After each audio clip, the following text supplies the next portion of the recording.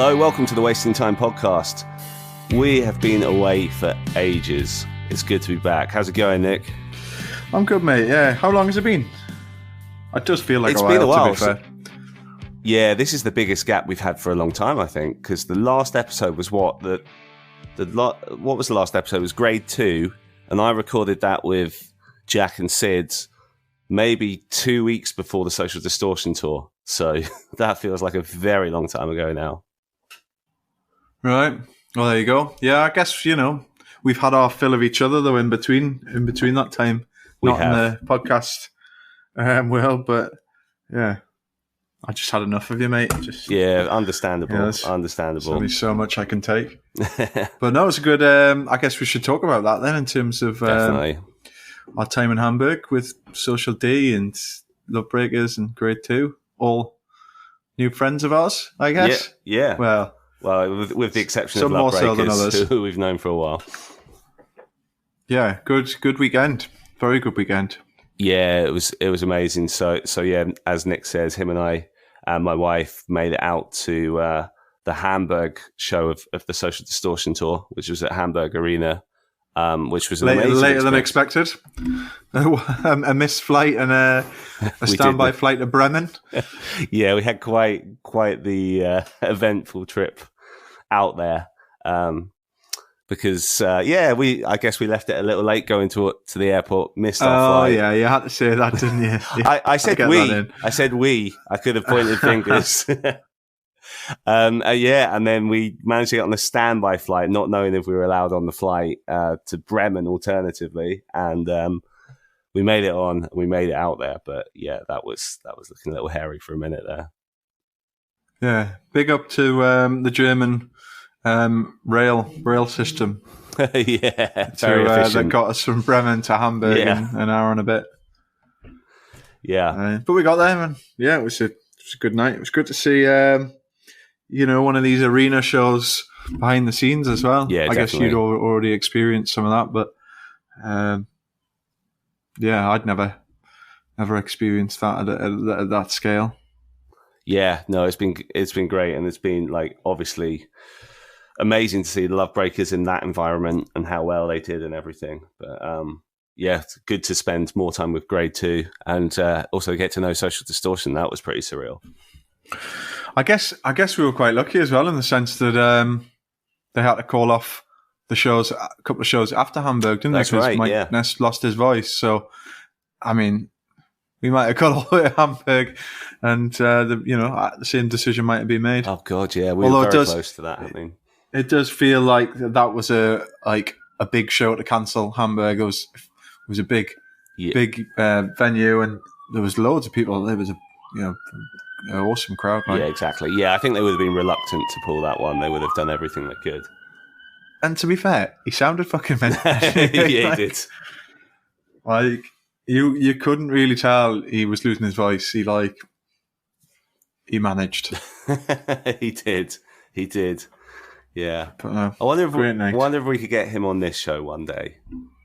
Now that I think that he knows who we are and we know his people, so we have the connection. But I don't know if he'd have time for coming on the podcast. He might be a bit like Scott Russo, who we've got today, who's a bit elusive when it comes to podcasts. I don't know. Does Mike do many podcasts? I don't know actually. I can't say I've seen much, but we found out from Scott that we were on his second podcast that he's done, which is mad, really. Yeah, that is crazy. I mean, I feel like I've heard him on.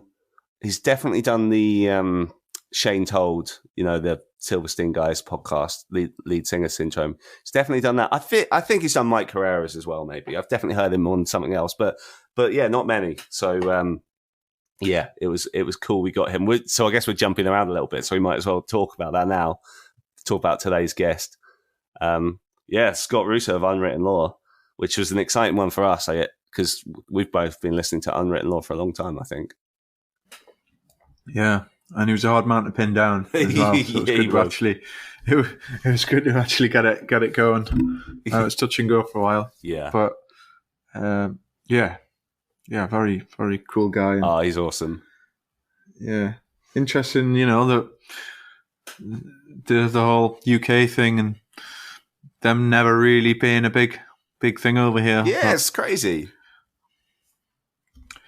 But I suppose you'll hear about that in terms of where their success was and I guess why they were so successful. So yeah, talking about Mike Herrera, actually, 30 years of MXPX or something I saw a couple of weeks ago. Yeah. It's and same with Blink 182 the other day as well. Both bands turned 30, which is nuts this summer. Right. But I would say MXPX have been more active and true to their origins all the way through. Yeah. They're working on a new album, though, as well, right? Are they actually working on a new album? I heard Mike Herrera saying the other day they're going to release a cover song very soon, so watch out for that. But no, I think there's an album that's being worked on. Oh, great. Okay. Yeah, I suppose the self-titled one, the one that me and you weren't that keen on, but most MXPX fans seem to love. That was 4 years ago now. So yeah, I guess we're overdue for another one for sure. Yeah, exactly. Talking about new stuff, anything? Yeah, anything like about? Speaking of, I mentioned Shane Told there. I see he's a feature on a new Anti-Flag song called Laugh, Cry, Smile, Die. Did you hear that? All right. You're like... I haven't, no, but I did know that Anti-Flag were working on a new record. Is that going on I new assume record? It must be ahead of a new record. Yeah, check it out. I'm confident you'll like that.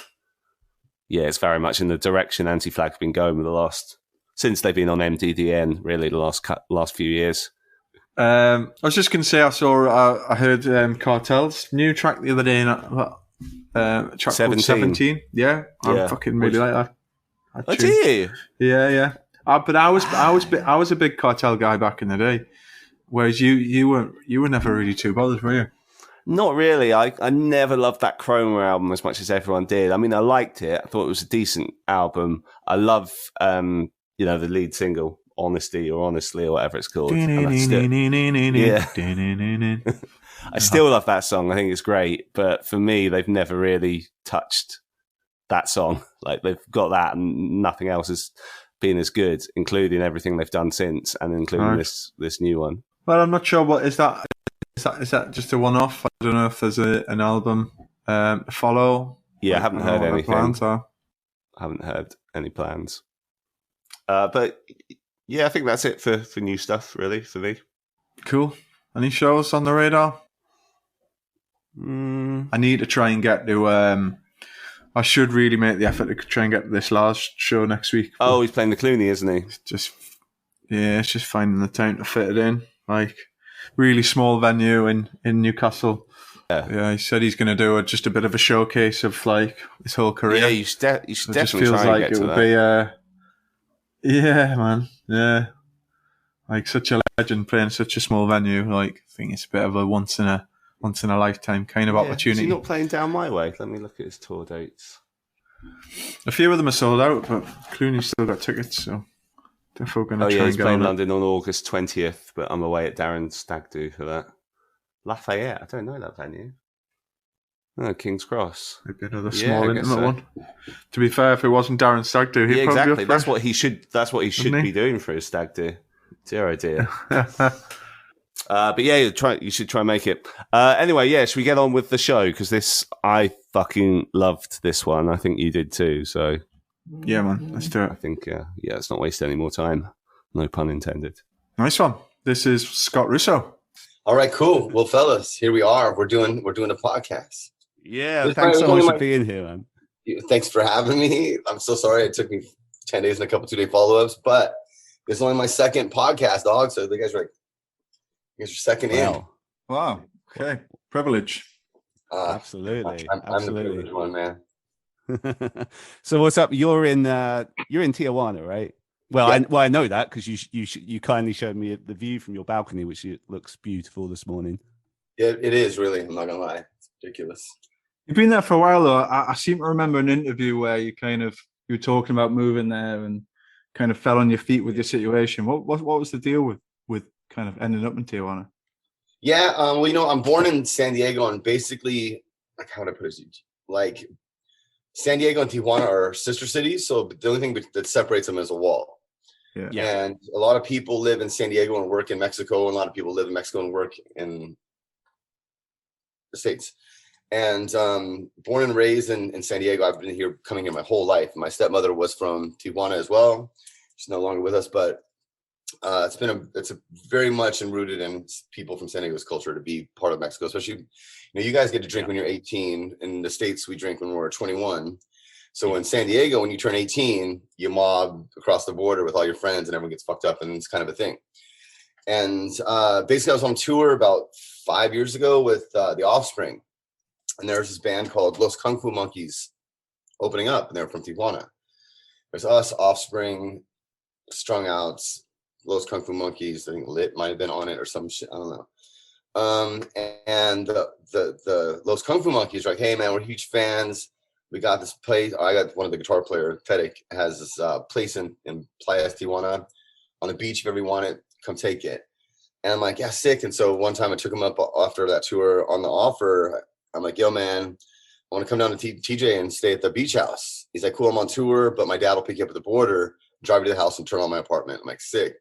Went and did that. Kind of fell in love with this little beach town called Playas that I live in now. And we stayed there for like 3 days and then went home, went on with my life. And like 6 months later, they asked me to come down and record on their new record. And so I came down, and while I was here, staying here for like 4 days, an apartment opened up in front of his, like on the beach. I'm like, well, that's fucking dope. That's a sick little crib. How much is it? And he's like, yo, it's $800 a month. I'm like, bro, like you can't get a room for like $1,500 in the ghetto in the States. Sure. I'm like, it's wild, man. I'll take it just to have it. Like a beachfront property is unheard of anywhere really on the west coast of North America, or in the States at least, for that matter. And as I'm moving in, like we were moving in during the weekends, taking my stuff down from, I was living in LA at the time, taking my stuff down from LA. And on the third weekend, we were moving in, like we had a late one, and we were unpacking bags. And the guy came over the next morning. He's like, hey man, here's your money back. You got to go.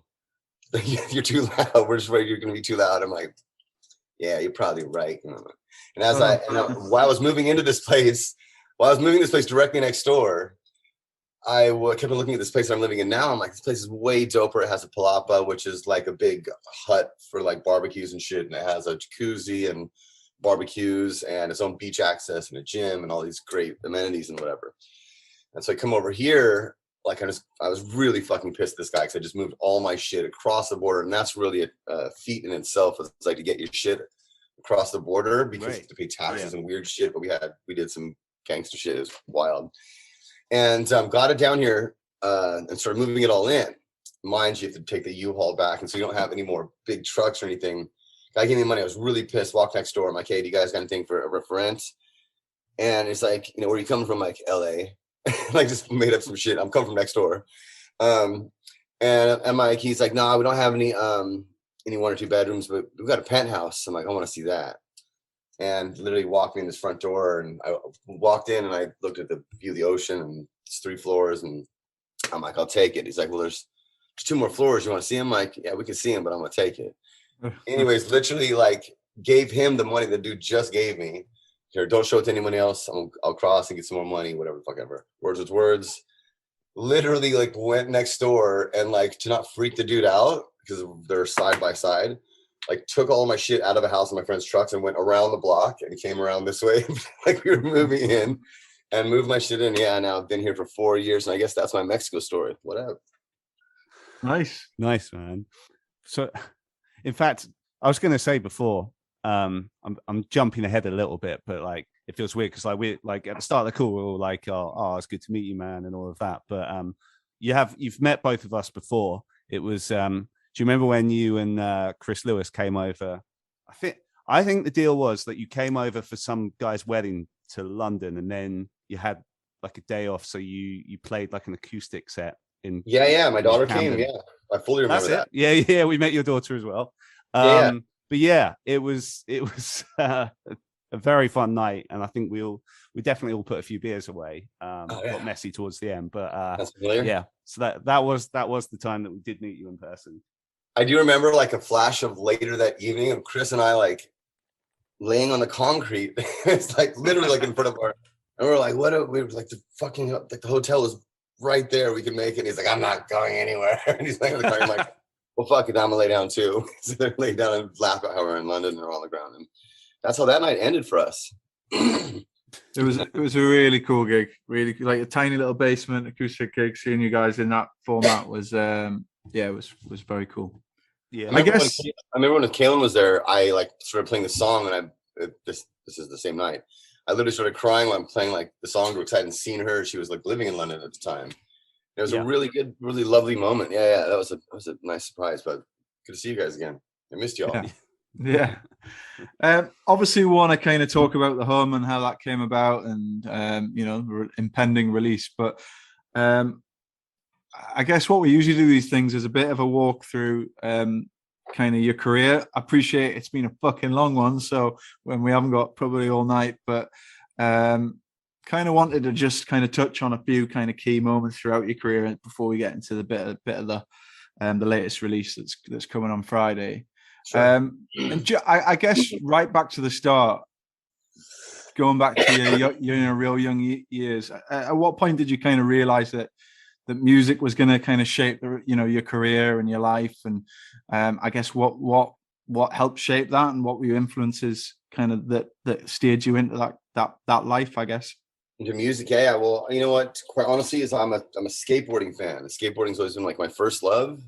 To this day, I'm almost 50 years old and I still skate parks, which is a horrible idea when you're a musician because I'm old and fragile now, and I can't risk, like when I'm on tour, they won't let me skate, so I need my wrist and shit.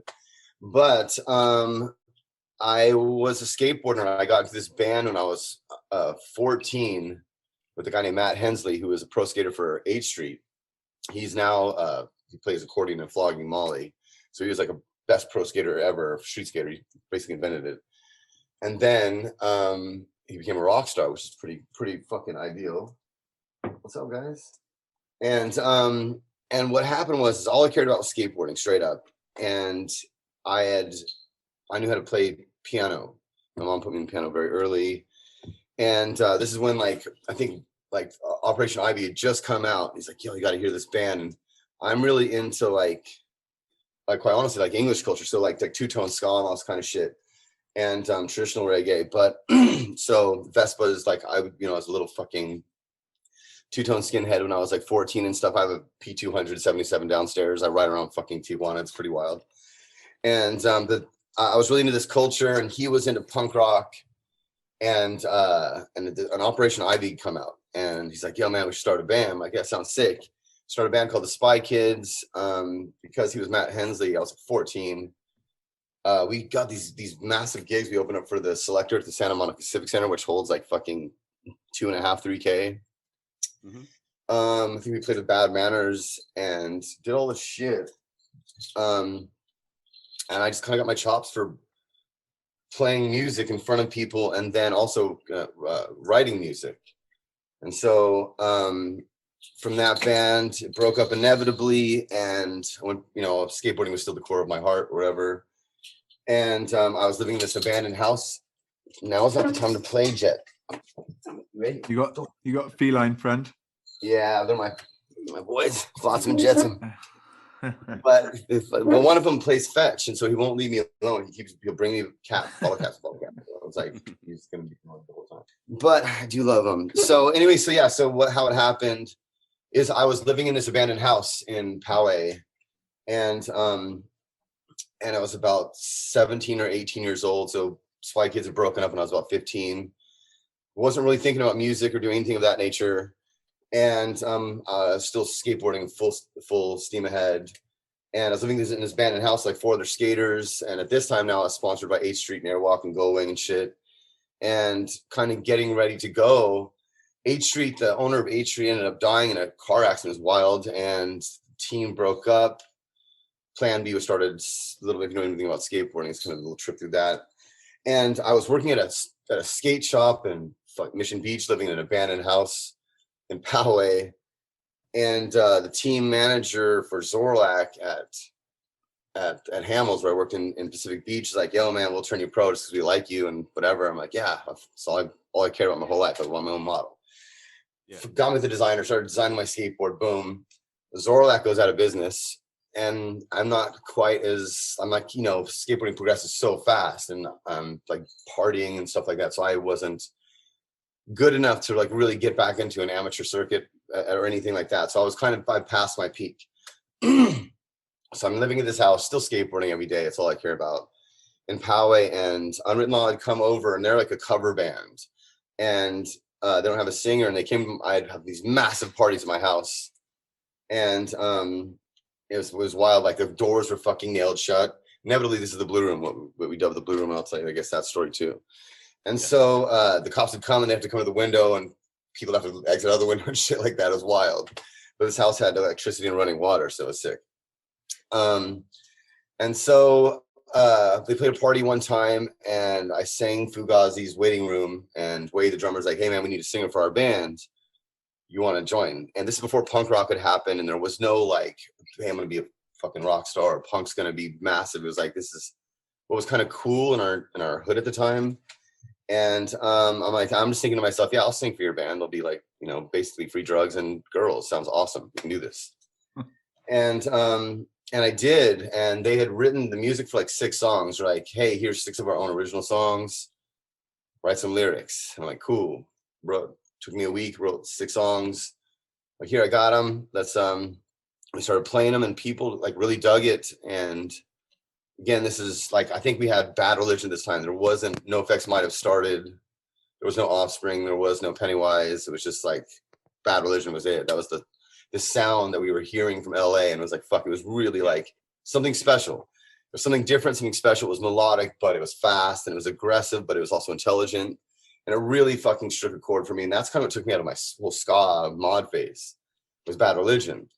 And then this band was playing these pretty aggressive riffs, and I'm writing these kind of melodies, but I'm not really a political writer. I'm more like, I write about what I am into, or like family, life, love, loss, whatever the fuck it is, parting. And I did that, and people caught on to it, and we started playing all these parties in Poway and Rancho Bernardo and Rancho Penasquitos, and then the parties just got bigger and bigger and bigger. And this club called Soma opened in San Diego. They had 2 stages. They had a dungeon stage, and they had a main stage.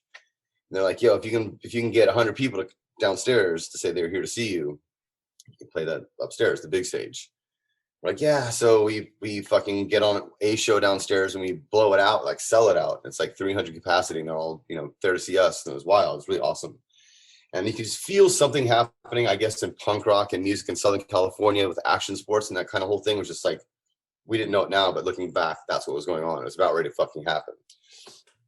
And we played like 1 show downstairs, and I immediately moved us upstairs and just kind of grew. Next time we played, it was double. Next time we played, it was double. And it just kind of grew really fucking quickly.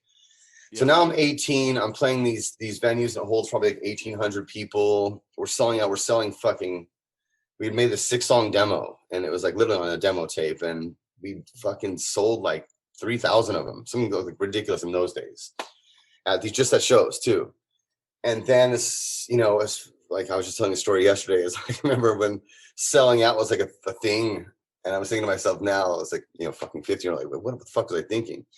So the story is like, Cargo Records came to sign us. Like, no, you're too big of an independent. We're not going to be working with Red Eye. And this other, like, where it's like, no.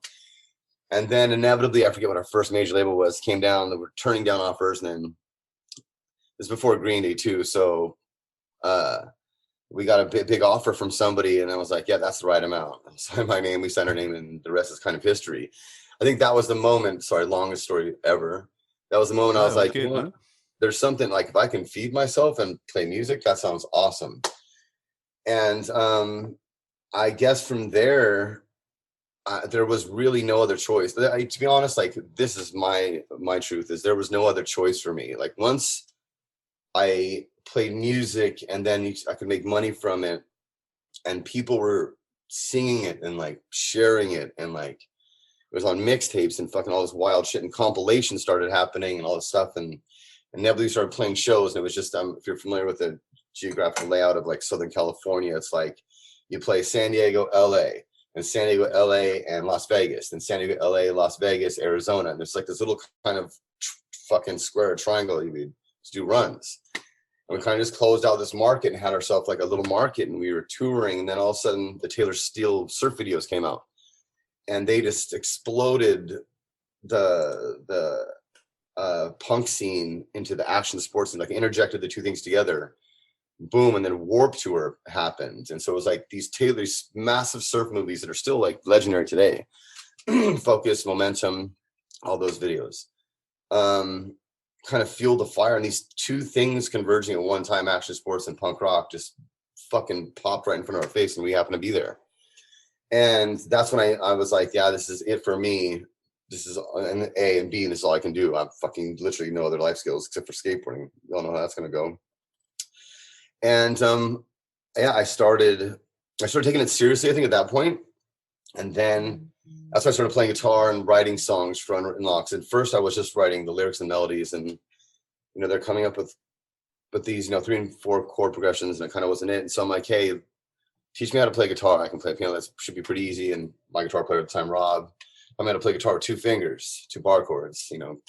So from there, like, oh, I can write anything I want. So wanted to teach them how to write like more than a 3 and 4 chord progression. So I wrote CPK is the first song off the Blue Room. Yeah. First song I'd written for them musically.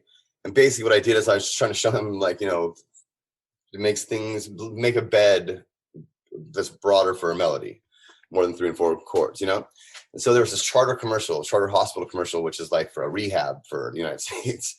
And it had this like commercial like, if you're fucking having problems with drugs, then you should go to our hospital. I'm like, these are cool chords. Took them, sped them up, put a chorus on it, modulated it, came back down, and that was CPK. And it was really meant to more as like a template for them. Mm-hmm. And then I just kind of started writing songs from there. And once I started taking over songwriting duties, that's when I really set in that this is all I can do. Like, I know kind of like not the mathematics of it, but like the way things feel to me in my chest, like going from major to minor and dropping from full time to halftime to make things bounce. And like, I figured out my own combination, I guess. And I've really just never looked back. So I've been writing and producing since, like, I guess professionally since I was 18. I saw this thing that some kid posted yesterday on my shit.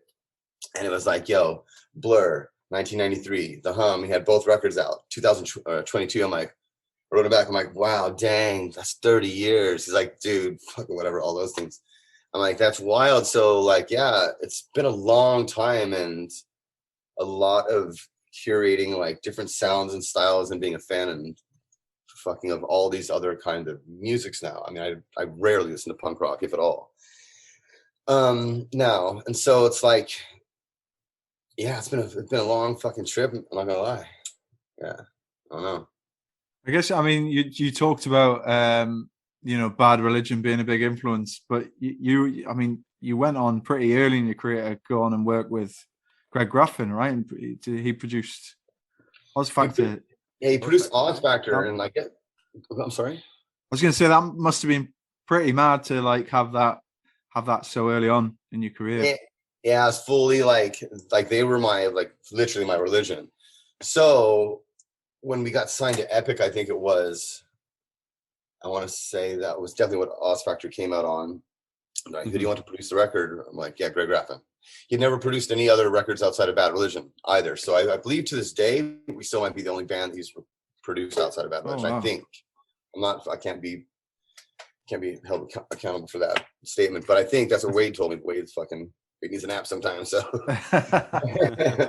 but yeah, so it's really trippy. I was for real, like, you know, in the beginning, starstruck, and we moved to Ithaca because he was a professor in New York at a college there. Yeah, so we moved to Ithaca, and they put the band in a house, and they put me with him because I had Kalen at the time, and Kalen and Jody would fly out and come stay with us, whatever. So I was staying with him and his wife Greta at the time, and just became really good friends with him. He produced the record. He taught me how to harmonize, and then we did that. It was a surreal experience, quite honestly, back then. And then I came back, and Blink had started happening, and they're like, "Oh, you lived with fucking Greg Graffin. How was it?" Can you know, they didn't know how to harmonize. No one knew harmonies for all kids were listening to punk rock. So no one, like, you know, you had melody through 7 seconds and, you know, Misfits and Bad Brains and stuff, but we didn't have harmonies, and Greg Graffin held all that fucking knowledge, right? And so if you listen to the second Blink record, Dude Ranch, like, I'm singing on 3 of the songs, but all you can hear the harmonies in there. They're like me trying to reproduce what Greg Graffin had taught me, you know, like, and well, my girlfriend likes UL and DHC. That's Unwritten Law and Dancehall Crashers. But if you hear the harmonies in the back, that's not Mark or Tom, that's me. And so I went down to Big Fish, I believe this is where we recorded that in San Diego, and help them learn how harmonies, whatever I just learned from Greg Graffin. Yeah, it's wild. That's it turns out they'd be the fucking Beatles. Who knew? No. And presumably you'd known them a number of years at that point already. I mean, obviously you mentioned Cargo Records, which they were on in the early days, but yeah. I guess you were coming out of San Diego playing Soma around the same time as they started out, presumably, were you? Yeah. Well, we came out first. They came out a few years after us. Okay. And so so they would open up for us. They were just Blink at the time, as you guys obviously know.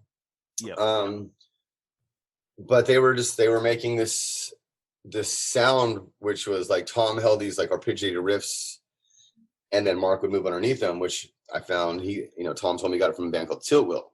Obviously, Tom perfected it and created his own style, which I believe is a lot like Slayer, but in major notes. Like if you listen to Slayer and listen to Blink, they're kind of similar, dude. But one of them's in fucking minors and sevenths, and one of them's in majors. But and they're fucking funny as shit, and all that shit's legit. They're really fucking funny. And they just fucking blew up right in front of us. It was insane. It was wild to watch, and good for them. They deserved it. Yeah, and you ended up doing a hell of a lot of touring with them as well in the following years that followed as well, right? We toured everywhere with them because we were managed by the same manager, so we went everywhere together. Cool. So I guess fast forward a little bit to Elva. Obviously, Elva went on to kind of be one of the band's biggest releases. I mean, was the writing and the build up to that any different? The way you approached it, and I guess when you were starting to put it together, did you kind of know that, right? Well, this is going to take us on to that next level? Absolutely not. No, absolutely not. I want to say by Elva, we'd really released. Elva's the third record, right? Third-ish. Oz Factor and Oz Factor and Bloom came up for that. So go ahead. Yeah, if we don't count the Blue Room, because there was the one with harmonica at the start after Oz Factor as well, wasn't there? Oh, so the Black Record. Okay, so the Black Record. Black Record. Yeah. Okay, so it goes those three. So with the Black Record, we had our first top 20 single with Kaylin, which is kind of its own weird story there too. Like we'd written this record. I want to say we're on Interscope with the Black Record. We've been on every label. Fucking slutty as shit. And we had written the record, and our A&R's like, I don't hear a single. Do you got any more songs? I'm like, yeah, I got a couple songs. Played him songs. Like, no, it's not it. I'm like, he's like, you got anything else? I'm like, well, I wrote the song for my daughter, but it was nothing like Unwritten Law I'd ever played before. It was just a gift for Kaylin. Had to sing to her, and then I played it for him. He's like, that's it. That's going on the record. I'm like, there's no way my band's gonna play that fucking song. Like, it's a love song, we're a punk rock band to be like that. Punk rock party band is like, yeah, well, they're gonna record it.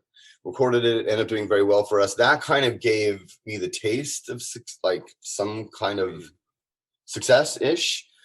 And also now we've released 3 records that are like going. Now you have Fat Records and Epitaph, and all these bands are kind of sounding similar to a certain degree. And so when Elva came, it was like I didn't want to do that over and over again. And I remember writing that more or less just kind of mad at punk rock for not kind of being punk rock or something like that. And so I started writing songs really for writing songs, like deeply trying to figure out my craft or whatever. So I wasn't too concerned with like making that 1-2 beat, and I wanted to make real songs, and I wanted to drop into heavier tuning. And I wanted to be like, quite honestly, heavier, just something different. Yeah. And so that was more, it wasn't like methodical to get bigger. It was definitely methodical to get a way to separate Unwritten Law from the pack. I can say that. And so and you can't fucking, like, I would have never picked Seeing Red as a single. But thank God that Tom Wally, the president of Interscope at the time, did, because it went number 1 here in the States. And yeah, so like for me, that was like an unconventional song. It goes verse, chorus, verse, chorus. Excuse me, verse, chorus, verse, chorus, verse. Only 2 choruses, 3 verses. And most pop songs are written, verse, chorus, bridge, chorus, chorus. And I was like, that doesn't have an exit chord. What are you talking about? He's like, this is the hit. I'm like, fuck it, you're the prez, go. And thank God he did. And that ended up kind of really putting us on the map, getting us on MTV, getting us in movies and all that kind of stuff. And again, it wasn't methodical to try to get bigger or fucking make money or anything. It was just trying to separate ourselves from the pack of what was going on in Southern California with the punk rock scene. Yeah. So, I mean, obviously you would have picked up new fans from doing that, and some fans would have come with you, but was there a bit of a backlash, like from some of the fan base just because you weren't doing skate punk anymore? I only asked that because I think about some of my friends from San Diego who are a bit older than me and stuff. Whenever I talk about Unwritten Law, some of them can be like, oh, I like the Blue Room and Oz Factor, but they just can't handle the change of sound. For sure, we definitely felt that 100%. And I think that did kind of, looking back, kind of affect me. I'm like, really, like, this is punk rock. Like, what y'all are doing is microwave. Like, there's no punk, there's nothing about it that's punk.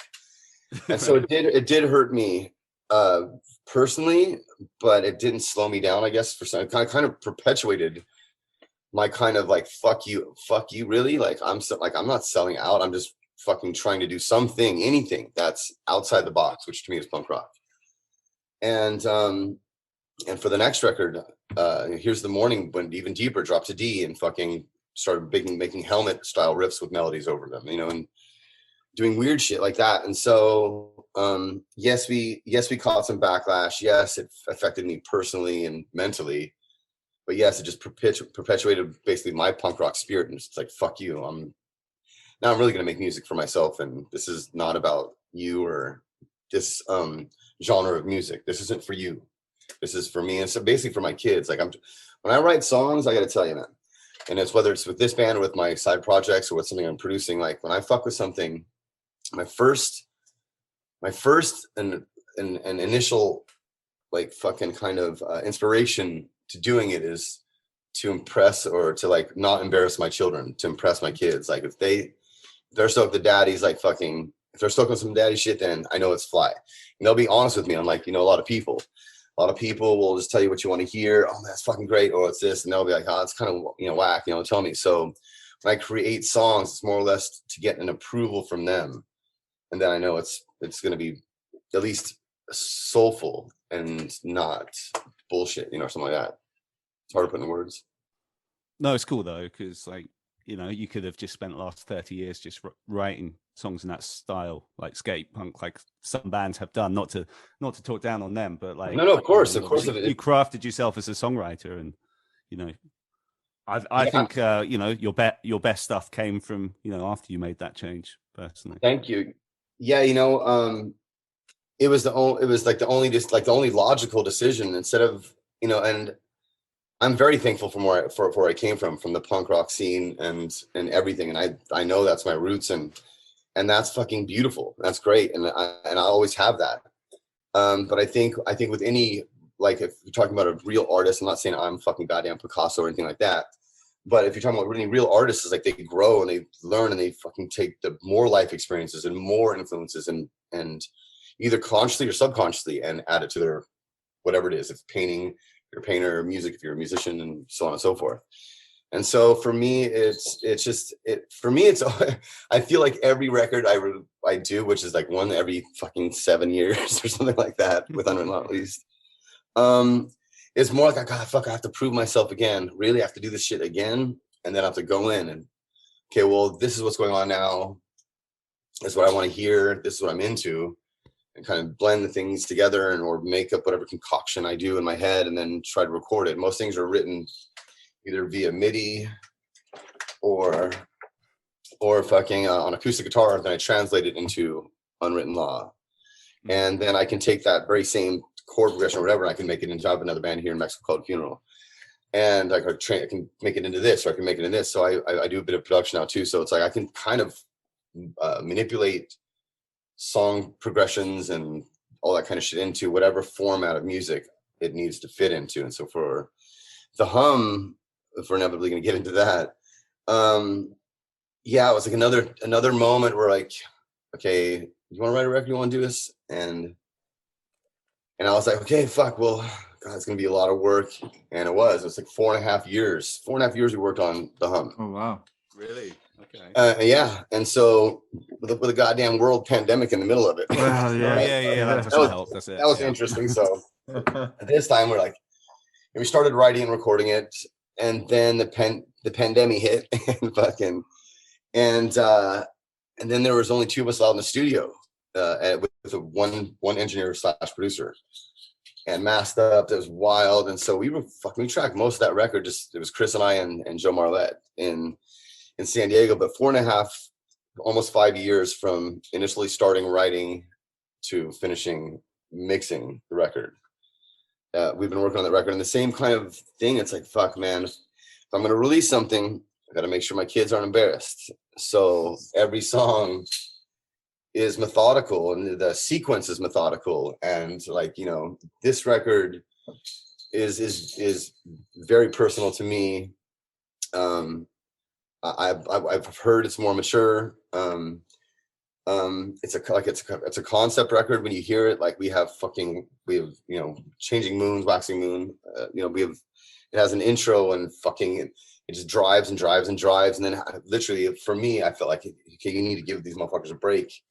We'll put in like another moon, a waxing moon, and let you breathe, and fucking go back in for the jugular and fucking pound it out for like 3 or 4 more songs, and let you breathe and fucking beat you up with 4 more. And that's kind of the gist of it. The parents are pissed, but the kids love it. Not millimeter here. Okay, go get it. Good boy.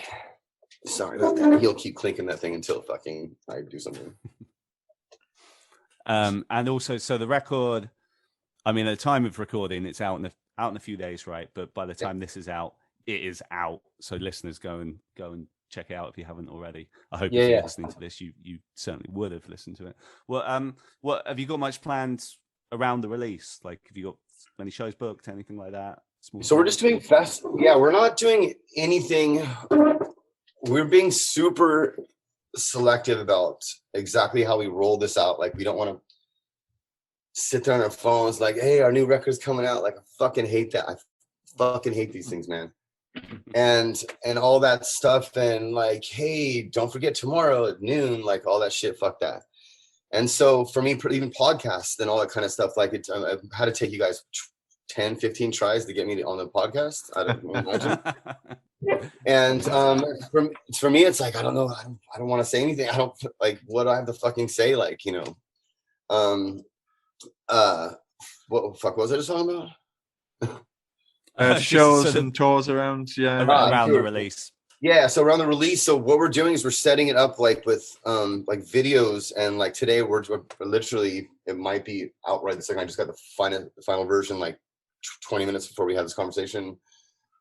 For Beggars, a lyric video for it, and we dropped Ghosted. Oh, cool. A week and a half before that with a real music video, and then before that we had the trailer. And then before that, we had the teaser for the trailer. So we've been filming all this, like, really, really beautiful not content, that wouldn't be it, like, but shit.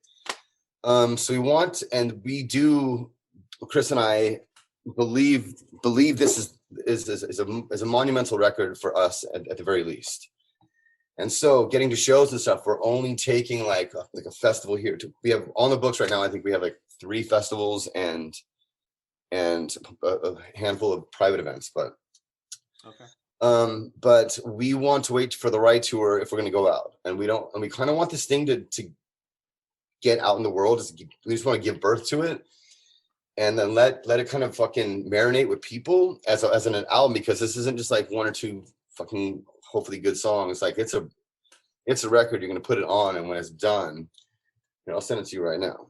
But just give it to whoever you want, or don't give it to whoever you want. So the 29th. But this record fucking is deep, and it's special, and so we want to wait for it to come out, let it marinate with people, and then start thinking about where we want to tour it, how we want to tour it. Obviously, all of us are, in our 40s. All of us except for Wade have children, and so we don't want to fucking just go out and do the same stupid shit, because that'll burn out a band, especially a band at our age. Copy link, You can share this with Nick too. We don't want to. Sweet, thanks, man. Yeah, too easy. Just you give it to anyone and tell them not to give it to anybody until the 29th. There, you got it. Of course. What? What's that? Excuse me. Oh, I just said sweet. Did you text it or did you email it to me? I just text you straight up. Oh yeah. Just got it. Awesome, man. So when you hear it, like, do the same math, like, for instance, like the Ghosted is not the fucking best song on the record by miles, but it was a bridge to, in Chris's words, to awaken the audience, to remind people you're still alive, and it's a good enough bridge between your old catalog and what is going to be the hum. And so Ghosted was the first single, and then the second one is Beggars, and Beggars isn't the best song on the record either, but again, it still gives you like, what the fuck are these, like when the chorus comes, it's like builds you up, and then fucking right before the chorus comes, it drops to just me and a fucking me and a guitar, and then the post chorus comes in and smashes. But we want the record to come, and then we'll come, like the first real single will be the hum, and that'll come out in about 2.5 weeks. Okay. Or 3 weeks, and then the next single will be Magnetic. But those will be the real kind of songs that are meant to fucking gather people, I guess. But you guys both have the record. Well, you do, and you'll share with Nick. And thank you. And it'll be it's a fucking ride, man. And so that's all we want, is we want this piece of art, 'cause that's what it is, to be received. And then we'll go play it for people that want to see and hear it or whatever, along with obviously, back catalog stuff. But if the record's very deep, it took a very long time. Everyone's very prolific at their craft at this point. Wade's fucking killing it. My brother plays bass. Chris Lewis is from, Phoenix TX and Pivot and Law. He's very, very talented. We've all been doing this our whole entire lives. So, it's hopefully it sounds like that, and I'm very proud of it. I can't wait for it to get out. That's why I don't want to do fucking podcasts and shit until it comes out. So somebody like, oh man, that shit is fucking wild. I'm like, right? That's why we waited, dude, whatever the fuck ever. So, and that's really where I'm at. Like, I'm not trying to fucking shove this shit down your throat. I'm not trying to do this. I just want to give birth to what I believe is a beautiful piece of art. Let it take hold and let it do a thing. If it does nothing, that's the wishes of the universe, and that's cool with me too. But all I know is, like, if I literally put my fucking heart and soul into something, that one of those 15 songs is gonna make it. You know what I'm saying? Like, fucking. So that's what I truly believe, and that's all I really want to do. So as far as touring it, we're only like, I only want to. I want to be more like a boutique band at this point. Like, I don't want to be everywhere. I want to be someone's favorite band again, or whatever it is. You know what I'm saying? Like, I don't need to be out there. It's like I can be doing fucking. I can be making more music here. You're in literally my downstairs music studio, one upstairs as well. But I can be sitting here making music, and that's all I really want to do at my age, is just fucking hang out with my cats, drink some coffee and some electrolyte, and fucking make music. And so that's what I'm doing. And until there's a real time for me to leave my goddamn beach house, I'm not gonna leave. You know what I'm saying, dude? So that's where I'm at in my life, and it feels really good. And like, I've, it's kind of in this late in my career, this midlife, whatever it is. It's like, I'm cool with that. I'm not trying to be fucking famous anymore. I'm not trying to do any of that stuff. I just want to give the planet, like, my fucking soul. And when I'm gone, it'll be remembered. Like, that's my goal. I'm not trying to do fuck all, but just make some dope art. Straight up. That's it. Nice. Well, looking forward to hearing it sooner than expected as well. So yeah, really appreciate that. Have to wait till Friday. So yeah, that's very good. Yeah, no. What day is it? Monday? Tuesday. Tuesday. Yeah, well, hopefully we'll see you in the UK at some point again. But obviously, I appreciate you don't want to kind of put that pressure on yourself. No. And that's the thing too, is like, we do want to play shows and we do want to tour. Like, if we get an offer to go to the UK, I will fuck with the UK. I'll fuck with Europe, but like I don't want to go drag my ass around the fucking United States. I've done it for 30 years, and it's like, Yeah.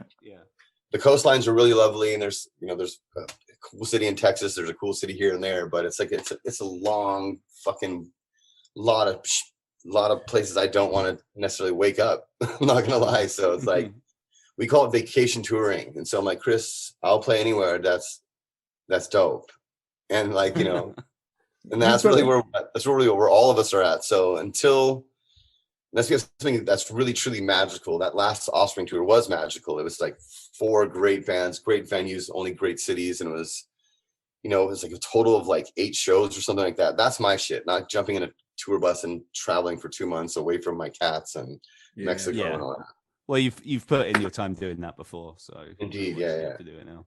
Do you think those hardcore years kind of have shaped kind of your outlook now? Like how hard you kind of did it in the early years? Do you think that's contributed to your mindset and your outlook to where you are now? There's no way it couldn't have not been. You know what I'm saying? Because we were heavy. We were a heavy band. Like we partied heavy and we did heavy shit and we beat each other up literally on stage, off stage, beat up other bands, beat up security guards. Like we were fucking just gnarly. Just the gnarliest, worst band, quite honestly. We were terrible. And so for that, like I did that. I did all the shit you can think of, like I did twice. And I that's not my shit anymore. So now, like when I tour, like again, like the UK is dope because I want to go have fucking fish and chips or fucking the peas, the mushy peas. Like I want that shit. I want an English breakfast. You know what I'm saying? Like that's why I want to go on tour. Like, and so it's called vacation touring. So I'm like, Chris, if you can put anything on the fucking board that's vacation touring, I'm in. But unless it's anything other than that, like I love doing one-offs too. I'll go fly and fucking do one show and come back. That's cool with me. But jumping in a tour bus for fucking a month or 2 does not sound inviting to me at this point. You know what I'm saying? You've got like you built up a huge Australian following, didn't you? You've got a really loyal fan base out there. Kind of when did that start? And I guess that was one of your vacation tour list places, right? Indeed. So we tend to try to make it there once every 2 years at least. So that started basically like what I said is like those surf videos really changed the landscape for everything in punk rock. So for bands like us and Blink, Offspring, Pennywise, Bad Religion, they were all in these videos. We could, once these videos happened, we could go tour any surf location basically. So you had Hawaii, you had Japan, you had East Coast of Florida, the Carolinas of this United States, and you had the West Coast, obviously. And so we could go tour any of these places. And so because the surf videos were so impactful and so much a part of people's lives, truly and deeply. And it wasn't just the surfing was incredible and it was a new style, Taylor Steele's new style of filming surfing, but it's the music that accompanied it. And so it was wild, like during like, it was like 96 or 98, somewhere around there. It's like we took our first tour to Australia. And that was the trippiest. That quite honestly was one of the trippiest moments of my life ever. To go all the way across the other side of the planet. And when we got there, people were like waiting at the airports. It's fucking, we're like, what the fuck? And when we go on stage, people are genuinely freaking out. And when we started singing, they were singing back louder than we were playing through the PA. It was fucking wild. It was like, what the fuck is going on here? And I had in hindsight, with a bit of thought behind it, I can only give it to those fucking surf videos. That's why Australia latched on, and we were very accommodating to them. They know how much we love them. So I think that kind of the love and bond was reciprocated, and it was genuine. And so that's why I guess Australia's been so good to us for fucking almost 30 years now. Speaking of the UK show, have you been over to the UK that much through your career? So I've been listening to you since about 2001, and I haven't been aware of you guys being over here that much, apart from like just that one random show. And I feel like when I talk to people who are into this kind of music and stuff, there's a bit of a gap with Unwritten Law with people in the UK, which is weird to me because you've always been a huge band on my radar. I appreciate that. And what's kind of fucked, as I was telling you earlier, is that like I grew up like everything UK, like fucking Fred Perry and fucking and Docs and fucking and straps and fucking like everything mod and ska, like fucking, you know, like since I was like 14. And I always wanted the UK. I always wanted the UK, and it just, I don't know why I don't understand how the music, our genre, I guess, but I again, as I self-admittedly fucking stepped away from that, didn't happen there. But I know we have fans there. We just never found a promoter to bring us there, I guess. You know, we did go there. We did go there once. I think we played Reading Festival once on a side stage, but it's only because we were part of the Warped Tour. And the 1 year the Warped Tour joined forces, and it was on a different stage and all that. Yeah, what was that, very late 90s, presumably, or something like that? Yeah. So we did that one show there, and I want to say that's the only time. No, it's not true. So we did that show, and then we also played the Brixton Academy with No Doubt. So we were on the Nice. we were on the I don't think that was Return to Saturn tour. So yeah, so we've played there twice, I believe, as a band, but that's it. But the UK, Chris is a huge UK fan, and his other bands do pretty well there. Phoenix TX does really well there, and whatever. And so like they get on Slam Dunk and they get on all these festivals, and they just never invited us, like literally ever. So that is on the board, is one of the places that we want to really try to tackle with the Hum is the UK. Like I want the fucking UK, I want Europe, I want to go over there. So that's definitely like one of the goals for this record. But again, we just needed to fucking get out there, and then we can go from there. But I don't want to go there without like, and you know, Unwritten Law has made this mistake. Virtually every single record is we'll go tour right before the record comes out to reawaken the audience, and the record will come out, and then we'll never go follow it up. And so that's why this time, like, I really want the record to come out, a fucking assess the scenario, and then attack accordingly. You know what I'm saying? And so that's really one of the things. And things are a lot more methodical, and it's a lot more of an adult machine now. Unwritten Law is. And so like everything's well thought through and planned, really, whereas shit was just kind of, let's do this for this reason, this, and we can get out there, we get to go on tour, you know, whatever. And it's like, that's not my shit anymore. My shit now is methodical and trying to make sure, you know, we do shit for the right reasons, I guess. Nice. Fish and chips is one of them. Yeah, man. Yeah. I mean, that feels like a pretty good place to wrap up, I guess, really. Chris, I don't know if you've got anything else you want to... No, I mean, that covers like the main stuff we wanted to talk about. And yeah, man, we just appreciate you being here. This is a cool one for us, because we're both longtime fans of yours. So it's because I seem to remember, Nick, that London thing. I think you came down, you arranged your work trip to be in London so you could be at that show. I did. Yeah, it was a really special night for us, wasn't it? Especially, you know, given there weren't those opportunities in the UK over the years when we had been listening to stuff, and to experience it at such a like an intimate kind of level was a very, very, very cool night. It's very special for us too. Thanks for coming down from, I guess, a bit of a distance. So that's obviously appreciated. I know how that goes. That's fucking awesome. Thank you. Fuck, I want you guys to hear the record and hit me back. I want to see how it's reviewed. Hit me up, man. Yeah, I could make it work. Thanks so much for sending that, though. Yeah, of course. Thanks for listening. I'm excited. Let's get on it, dude. It's something. It's something, man. Nice one. Right, Scott. Enjoy the rest of your day. We'll get back to you once we've digested this record and let you know what we think. That's what's up, man. Big love. Thank you, guys. Nice one. Yeah, appreciate you being here, buddy. All right, cheers, buddy. Thank you for listening. If you liked what you heard, we'd love it if you could subscribe to us wherever you get your podcast, whether that's iTunes or Spotify or Stitcher or anywhere like that. Also, check us out on social media. If you just search for Wasting Time Podcast on Instagram or Twitter or Facebook, give us a like or a follow on any of those. And also, we love hearing from listeners as well. So feel free anytime to drop us an email at thewastingtimepodcast@gmail.com, or obviously you can message us on social media as well. But yeah, we'll catch you next time. For you to arrive, and I can't wait for you to arrive, and we'll sing all of our best songs. You'll say TTY.